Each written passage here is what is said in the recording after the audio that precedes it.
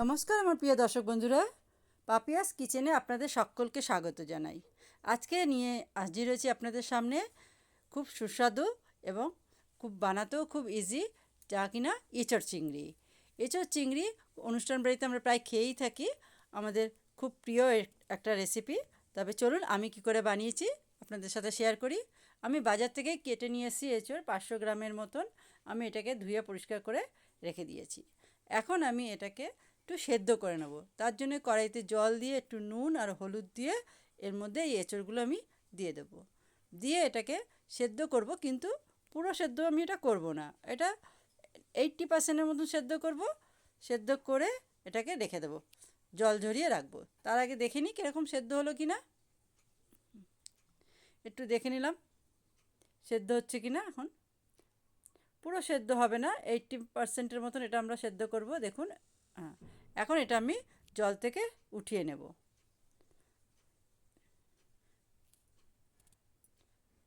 বাকি জলটুকু আমরা ফেলে দেবো। এখন একটা কড়াইতে আমি তেল দিয়ে দিলাম, সর্ষের তেল। এটা সর্ষের তেলে করলে কিন্তু রান্নাটা বেশ ভালো হয়। আপনারা সর্ষের তেল, সাদা তেল, যেটাই আপনাদের ভালো লাগে সেটাই করবেন। এই তেলের মধ্যে আমি চিংড়ি মাছগুলো নুন হলুদ মাখিয়ে রেখেছিলাম পরিষ্কার করে, সেটাই দিয়ে দিলাম। একটু ভালো করে ভেজে নিলাম, মানে একদম কড়া করে ভাজা হবে না। চিংড়ি মাছ বেশি কড়া করে ভাজলে কিন্তু শক্ত হয়ে যায়, সেই জন্যে মিডিয়াম একটু আমরা ভেজে উঠিয়ে রাখলাম। এখন এর মধ্যেই আমরা কিছুটা আলু দিয়ে দিলাম। আমি অল্প আলু দিলাম, আপনারা চাইলে বেশি আলুও দিতে পারেন। আমি ছোট ছোট নতুন আলুগুলো দিলাম 6-7টা। আপনারা বড় আলু দিতে পারেন 4-5 টুকরো করে করে। এরপরে এই তেলের মধ্যে আমি সেদ্ধ করা এঁচোড়গুলো ভেজে নেব। একটু ভালো করে একটু ভেজে নেব, ধিমে আঁচেই ভাজবো। ভাজা হয়ে গেলে এখন এর থেকে আমরা উঠিয়ে নেব। এই কড়াইতেই এখন আমি আর একটু তেল দিয়ে দেবো। তেল দিয়ে এর মধ্যে আমি কিছু গরম মশলা ফোড়ন দেবো। তার মধ্যে দেখুন, এলাইচি, লং, দারচিনি আর 2টো শুকনো লঙ্কা, আর 1 চামচের মতন দিয়ে দিলাম জিরে। আর এর মধ্যে এখন দিয়ে দেবো 1খানা তেজপাতাকে 2 টুকরো করে। একটু এটাতে একটু গন্ধ যেই বেরোবে, তখন আমরা এর মধ্যে দিয়ে দেবো কিছুটা যে পেঁয়াজ কুচিয়ে রেখেছিলাম। আমি একটা বড় সাইজের পেঁয়াজ কুচিয়ে রেখেছিলাম, সেটা দিয়ে দেবো। দিয়ে একটু নাড়াচাড়া করব, একটু ভাজবো। যে একটু ভাজা হয়ে যাবে, তখন আমরা এর মধ্যে দিয়ে দেবো পেঁয়াজ বাটা। একটা মিডিয়াম সাইজের পেঁয়াজ আমি কুচিয়ে দিলাম, আর একটা মিডিয়াম সাইজের পেঁয়াজ আমি এটাকে বেটে দিলাম। দু রকমভাবে আমি পেঁয়াজটা ইউজ করলাম। একটু হালকা ভাজা ভাজা হবে পেঁয়াজটা।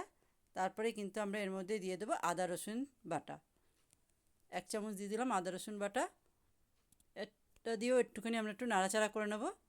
করার পরে আমি 2খানা টমেটো পিউরি করে রেখেছি মিক্সিতে, সেটা এখন আমি এর মধ্যে দিয়ে দিলাম। আপনারা চাইলে এটাকে পিস পিস করেও কুচিয়েও দিতে পারেন, কিন্তু এরমভাবে দিলে খেতে একটু টেস্ট আসে। এখন এর মধ্যে আমি কিছু মশলা দিয়ে দিলাম। শুকনো লঙ্কা, হলুদ, জিরে, ধনে সব 1-1 চামচ করে দিয়ে দিলাম। আর এখানে দিয়ে দিলাম একটু ভাজা মশলা, যেটার মধ্যে জিরে, ধনে আর শুকনো লঙ্কা শুকনো কড়াতে ভেজে আমি পাউডার বানিয়ে নিয়েছি। আর দিয়ে দিলাম একটু নুন। দিয়ে অল্প একটু জল দেবো, জল দিয়ে মশলাটাকে আমি কষিয়ে নেব। ভালোভাবে মশলাটাকে কষিয়ে নিতে হবে, যাতে এর মশলার কোনো কাঁচা গন্ধ না থাকে। সেই জন্য আমরা এটাকে ভালোভাবে ধিমে আঁচে কষিয়ে নেব। আর একটু দিয়ে দিলাম এখানে কাশ্মীরি লঙ্কার গুঁড়ো, রঙটা বেশ সুন্দর হবে তার জন্যে। এরকমভাবেই আমি মশলাটাকে কষিয়ে নেব। সামান্য একটুখানি চিনি দিয়ে দিলাম। আপনারা চাইলে দিতেও পারেন, নাও দিতে পারেন, স্কিপ করতে পারেন। মশলাটা প্রায় কষে গেছে, সুন্দর কালার এসছে কাশ্মীরি লঙ্কা গুঁড়োটা দেওয়ার জন্যে। তরকারিটা কিন্তু মশলাটা খুব সুন্দর একটা কালার এসেছে। এখন এর মধ্যে আমি যে ভাজা এঁচোড়গুলো রেখেছিলাম তুলে, আলু আর এঁচোড় এগুলো আমরা এখন এর মধ্যে দিয়ে ভালো করে একটু কষিয়ে নেব কিছুক্ষণের জন্যে। মশলাগুলো সব এঁচোড় আর আলুর মধ্যে ভালোভাবে লেগে যাবে, সেরকমভাবে আমরা একটুখানি কষিয়ে নেব। খেতে কিন্তু দারুণ হয়, গরম গরম ভাতের সাথে দুর্দান্ত লাগে খেতে। আপনারা একবার ঘরে করবেন। আপনারা তো আপনাদের মতন করে বানান, একবার আমার মতন করে বানিয়ে দেখবেন। কেমন লাগলো সেটা আমাকে একটু জানাবেন কমেন্ট বক্সে। এখন এর মধ্যে আমি একটু দিয়ে দেবো গরম জল। তরকারিতে সবসময় যদি একটু গরম জল দেওয়া হয় তাহলে কিন্তু সেটার টেস্টটা ভালো আসে কাঁচা জলের চেয়ে। এবার এটাকে মিশিয়ে দিয়ে আমি একটুখানি ঢেকে রাখবো কিছুক্ষণের জন্যে। বেশিক্ষণ লাগবে না, 5-7 মিনিট একটু ঢেকে রাখবো। তার আগে দিয়ে দেবো চিংড়ি মাছগুলো।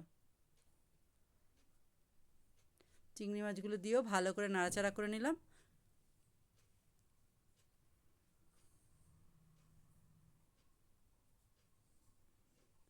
এবারে আমি এটাকে ঢেকে রাখবো, ঢেকে রান্না করব মিডিয়াম আঁচে। দেখেন কি সুন্দর লাগছে দেখতে। আপনাদের কেমন লাগছে আমাকে জানাবেন কমেন্ট বক্সে অবশ্যই। এখন এর মধ্যে আমি কিছুটা দেখে নেব নুন আর ঝালটা কীরকম হয়েছে। আমার একটু নুন কম হয়েছে, আমি একটু নুন দিয়ে দিলাম। আপনারা আপনাদের টেস্ট হিসাবে নুন আর ঝালটা দিয়ে দেবেন। পুরোটাই সেদ্ধ হয়ে গেছে। এখন এঁচোড়টা যতটুকু বাকি ছিল সেটাও পুরো সেদ্ধ হয়ে গেছে। এখন আমার এর মধ্যে দিয়ে দেবো কিছুটা বাকি মশলা। 1 চামচের মতো গরম মশলা দিয়ে দিলাম, আর দিয়ে দেবো 1 চামচের মতন ঘি, আর দিয়ে দেবো আমি কিন্তু এর মধ্যে তাজা তাজা ধনেপাতা।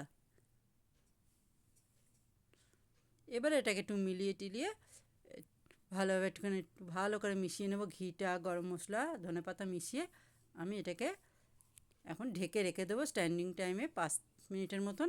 তারপর আমি এটাকে সার্ভ করব।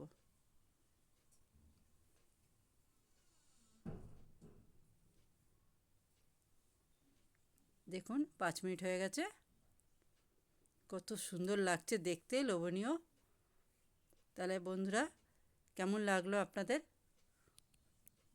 এখন আমি এটাকে সার্ভ করে দেবো।